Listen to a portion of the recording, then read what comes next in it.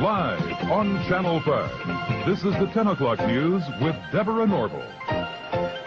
Coming out revealing secret negotiation between the Nazis and the Zionists in 1933, which allowed German Jews and their assets to go to Palestine. Rich Samuels joins us tonight with the story of the controversy behind the book and the author's struggle to write it. Rich? Deborah, with the rise of Adolf Hitler to power in the spring of 1933, the Jews of the world were faced with a dilemma. They could raise a cry of protest, a cry few would heed, or they could make a deal with Hitler, a deal that would bring a step closer their dream of an independent Jewish state. American Jews marched calling for the boycott of all German exports.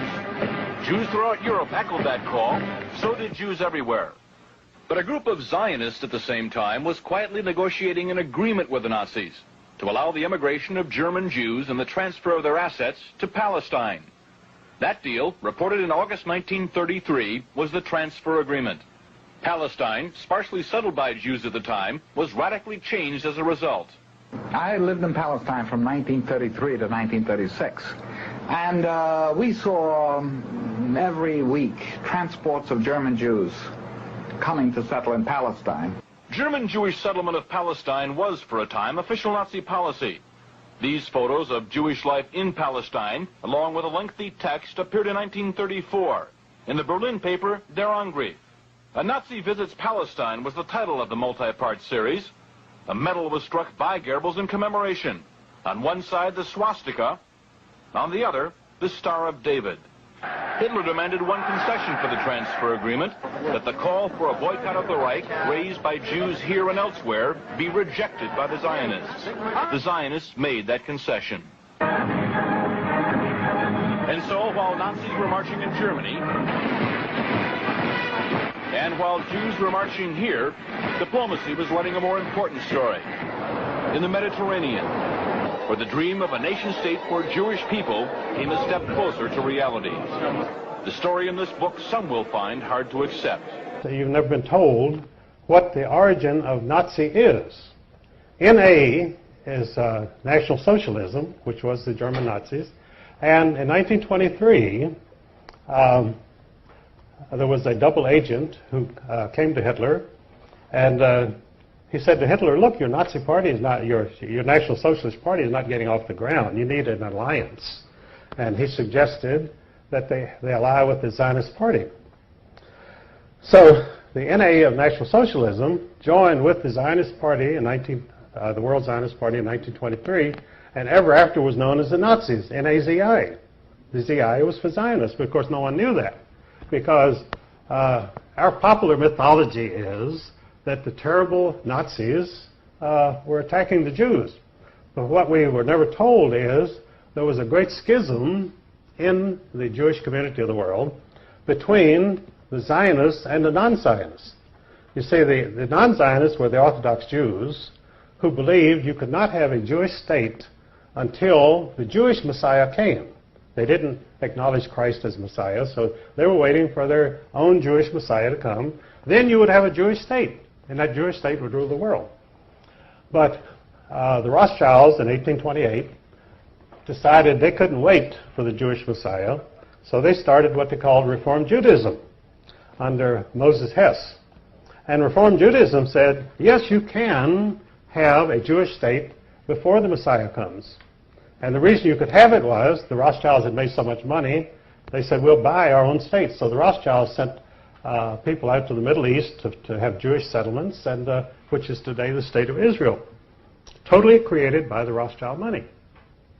And so Reform Judaism then became the cause of a great schism between Orthodox Jews and Reform Jews. Now, no one has ever told you this, I'm sure, but you think that the Jewish community is monolithic. In fact, it's split sharply down the middle. But even today, they have riots in the Jewish parliament between the Orthodox Jews and the Reform Jews. And they cannot agree on anything because the basic premise is a fundamental disagreement over whether a Jewish state should even exist today. So in Germany in 1923, the German Jews were quite prosperous and quite happy, and they were not interested in becoming Zionists, and they were not interested in going to Palestine. After all, they had beautiful mansions in Germany. They had symphony orchestras, they had art, they had everything, and they were accepted in the community.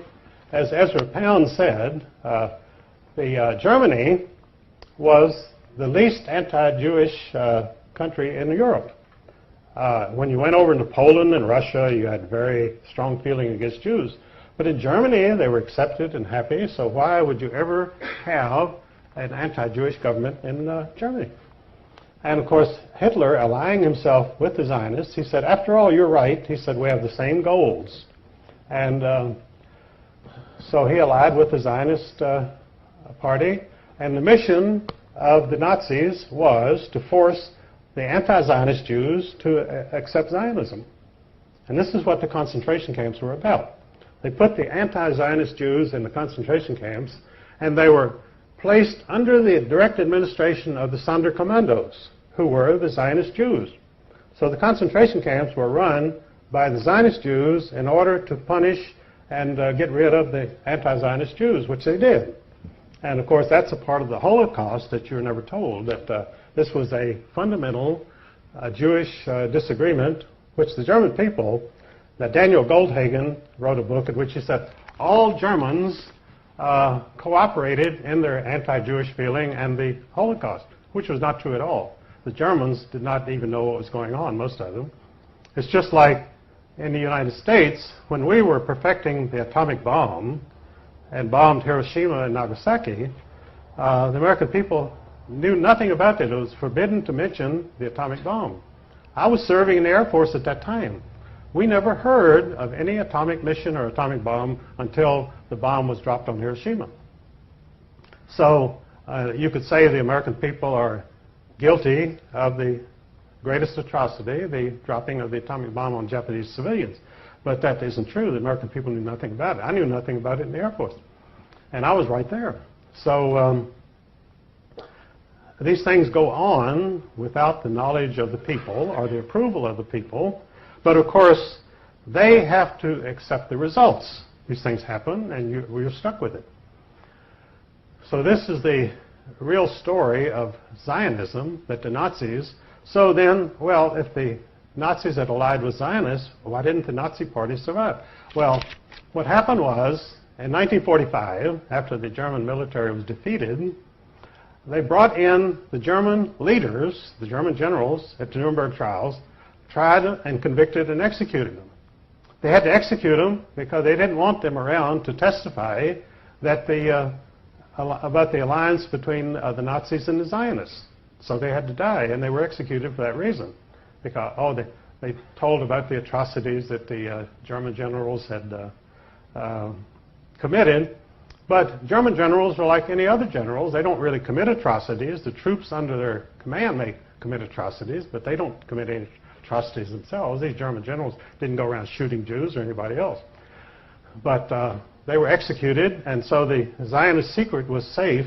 And now the Zionists were now in command of the world because their National Socialist allies were now gone from history, and the Zionists had a free reign, so they set up the State of Israel. And in fact, some Jews themselves even claim that there should be a statue to Adolf Hitler in Israel because he created the State of Israel, which is absolutely true. Without Adolf Hitler, Israel would not exist. The Jews would still be dispersed and they would have no country. But George Steiner, a very famous Jewish writer, proposed this about 10 years ago. He said, why don't they put up a statue to Adolf Hitler in Israel? Well, they're not likely to. And because there again, the big job of the criminals is to keep the truth from the people. They want, not only do they want you not to find out anything, but they flood you with disinformation. Most of the stuff that you get in the press is absolute lies. And if it's not lies, it's spin or distortions. In other words, they give you 10% of the truth, and the rest is all distortions. And they demonize people so that you're filled with anger against the Holocaust people who murdered all the Jews in Germany. And people do get very angry because of these things. And they don't even know what they're angry about because they're not told the facts. and never will be told the facts, because the press is totally in the hands of the bankers. Because news is a high-budget, capital-intensive operation. You need a lot of money. You need a staff covering the whole world, and it's a very expensive situation. So the average truth seeker is not going to start his own television station or newspaper, because he doesn't have the $100 million that you need to even get it off the ground. So we're reduced to meetings like this, which are very good. And we also, God apparently was merciful on us, and he gave us the internet. Because in fact, in the States, we had this total monopoly of television by 3 television networks, which were all controlled by Zionists. And so along came cable, and suddenly we had all new stations and all sorts of controversial programs coming on, which, of course, the 3 Zionist networks would not touch with a 10-foot pole. And the result was they were left behind. They had 100% of the television audience. They now have